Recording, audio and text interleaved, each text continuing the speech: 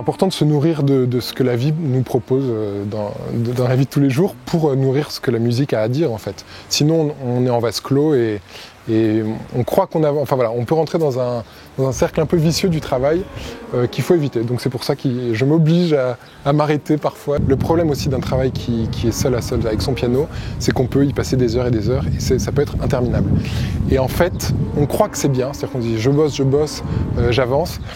Et ben non, de plus en plus, je trouve que ce qu'on a compris dans la vie, on le comprend en musique. C'est un peu peut-être complexe de dire ça, mais en fait, la musique, qu'est-ce que c'est? C'est le reflet d'un vécu émotionnel ou d'un vécu spirituel ou d'un vécu relationnel ou même, je sais pas, de description de la nature, de description d'une situation de la vie. Donc en fait, les compositeurs, ils sont inspirés par la vie pour écrire. Donc nous, interprètes, finalement, on a ce même job. Je crois, enfin de plus en plus, je crois que si la musique passe avant le reste de la vie, on est dans le mauvais rapport en fait.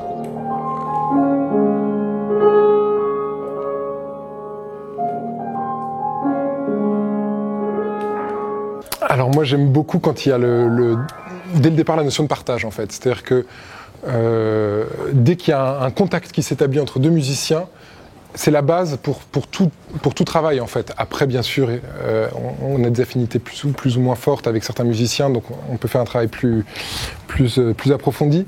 Mais je pense que dès le départ, s'il y a une prise de contact et un partage qui se fait musical, et ben il y a du plaisir. Voilà. À partir du moment où il y a déjà une notion de plaisir à jouer avec quelqu'un, je pense que on peut ensuite évoluer vers un travail qui sera de toute manière très constructif.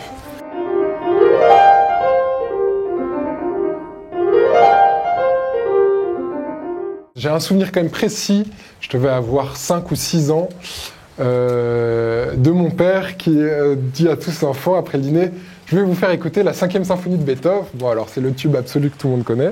Bon c'est un tube mais c'est pas pour rien, c'est-à-dire qu'on reconnaît tout de suite ta. Bon, et ben en fait gamin c'est un truc qui nous prend aux tripes directement. Et donc c'est vrai que c'est un souvenir, je me souviens dans le salon, c'était un vinyle en plus, disque vinyle et tout, on met le truc. Ça craquait un peu. Ça craquait un peu, je pense que c'était Karajan, moi à l'époque c'était Karajan. Et c'est vrai que ça c'est un souvenir marquant pour moi. Et d'ailleurs ouais, c'est vrai que ma passion pour Beethoven n'est jamais repartie depuis.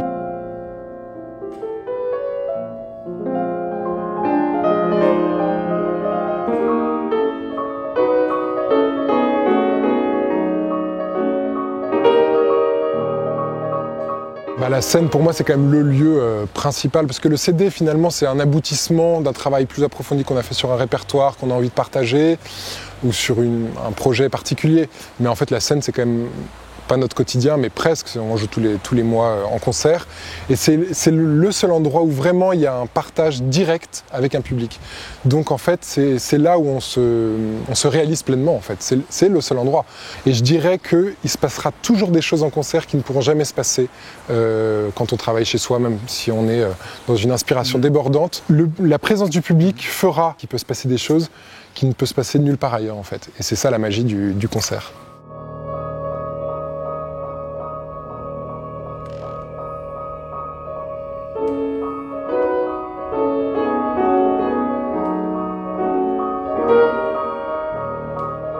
Moi je trouve que c'est un métier où quand même on doute beaucoup finalement parce qu'on est très investi par amour du répertoire, par amour du partage de ce répertoire en concert. Et donc c'est vrai que ce travail énorme parfois laisse place aussi au doute parce que on est très seul en fait, c'est un travail très solitaire.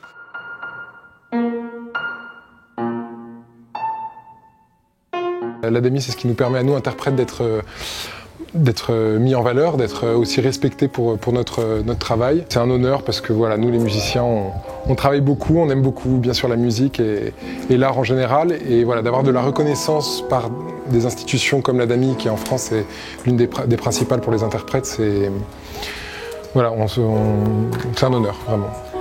On est ravis de pouvoir faire partie de cette grande famille de musiciens, parce que moi j'ai beaucoup d'amis qui ont été révélations les années précédentes, des musiciens avec qui j'ai beaucoup joué.